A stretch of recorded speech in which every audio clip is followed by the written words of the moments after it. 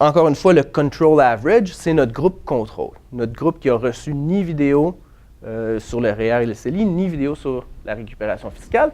Encore une fois, si on regarde pour chacun des 6 scénarios qu'on leur a présentés, les gens ils font environ la moitié du temps le bon choix. Encore une fois, c'est presque comme prendre un 25 sous, le lancer en l'air et dire REER, CELI, advienne que pourra, on va choisir un des deux. Ce qui est intéressant, c'est que les gens qui ont vu le vidéo sur la récupération fiscale, en particulier, eux, font nettement un meilleur choix.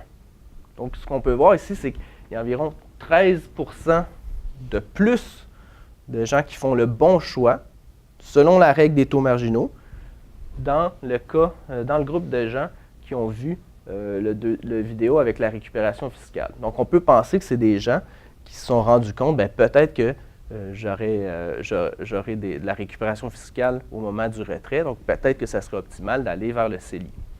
C'est ce qu'on pourrait imaginer à la vue des résultats. Au niveau du vidéo qui explique simplement la différence entre REER et CELI, on a une amélioration un petit peu du choix des répondants. Donc, il semble qu'on améliore leur choix, mais il n'est pas aussi statistiquement significatif. Donc, ça veut dire pour nous, là, c'est difficile de savoir est-ce que vraiment on les a aidés ou est-ce que c'est dû au hasard. Si on regarde la deuxième partie de nos résultats, on trouve quelque chose qui est similaire lorsqu'on prend en compte leurs préférences personnelles. Encore une fois, le groupe de contrôle ne fait pas vraiment mieux